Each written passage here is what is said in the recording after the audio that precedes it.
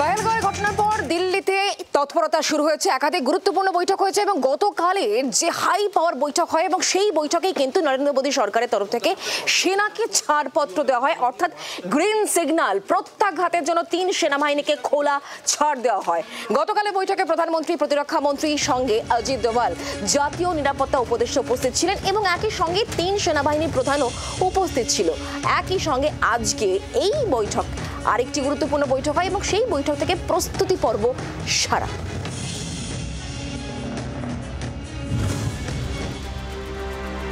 পাকিস্তানকে কিভাবে, কখন, কোথায় যোগ্য জবাব দেওয়া হবে, কিভাবে প্রত্যাঘাত করা হবে তার 100% ছাড়পত্র দিয়েছেন প্রধানমন্ত্রী নরেন্দ্র মোদী ভারতীয় সেনাকে।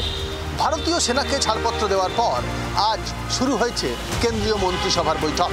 বুধেও প্রধানমন্ত্রীর বাসভবনে পর বৈঠক। প্রথমে সিসিএস বা মন্ত্রিসভার সুরক্ষা বিষয়ক কমিটির বৈঠক, পরে সিসিপিএ বা রাজনৈতিক বিষয়ক কমিটির বৈঠক, এরপর সিসিইএ বা অর্থনৈতিক বিষয়ক কমিটির বৈঠক হয়। সিসিএস বৈঠকে ছিলেন প্রধানমন্ত্রী, স্বরাষ্ট্রমন্ত্রী, প্রতিরক্ষা মন্ত্রী। এছাড়াও সিসিএস বৈঠকে ছিলেন বিদেশমন্ত্রী, জাতীয় নিরাপত্তা উপদেষ্টা অজিত ডোভাল। এছাড়াও বৈঠকে ছিলেন ক্যাবিনেট সচিব, স্বরাষ্ট্র সচিব, বিদেশ সচিব। সেনাকে পূর্ণ স্বাধীনতা দেওয়ার পর এই বৈঠকের মাত্রা এখন অন্যরকম, এমনটাই মনে করছে বিশেষজ্ঞ মহল। वक्त के हिसाब से बहुत सही डिसीजन लिया जा रहा है और सेना को अगर देखेंगे रक्षा का मामले में सबसे ज़्यादा रक्षा का विषय सेना ही जानती है। तो जब सीडीएस बैठेंगे और सीडीएस ने डिसाइड किया है किस ऑपरेशन को किस तरह से अंजाम देना है, उसकी बेस्ट जो एजेंसी है उसको डील करने की, सोचने की और समझने की वो सेना ही है। तो डेफिनेटली एक बहुत अच्छा डिसीजन है और आज के डिसीजन में जो पॉलिटिकल विल है, जिसे कहते हैं पॉलिटिकल विल, जो पॉलिटिकल बॉसेस ने हम लोगों को आदेश दे दिया है ऑलरेडी कि आप जाइए और आगे कार्रवाई करिए, तो उसके बारे में डेफिनेटली आर्मी एक ऐसा एजेंसी है जो कि उस पर सबसे बेस्ट टाइमिंग सेलेक्ट कर सकती है, एरिया सेलेक्ट कर सकती है और जो हमारे को टारगेट दिए गए हैं वो वाले ऑब्जेक्टिव्स हम कंप्लीट करवाएंगे। জাতীয় নিরাপত্তা উপদেষ্টা পর্ষদ বা এনসিএবি কে ঢেলে সাজানো হয়েছে। এই এনসিএবি জাতীয় নিরাপত্তা উপদেষ্টা অজিত ডোভালের স্পেশাল টিম, যার চেয়ারম্যান হিসেবে থাকছেন আলোক যোশী। আলোক যোশী রয়ের প্রাক্তন ডিরেক্টর।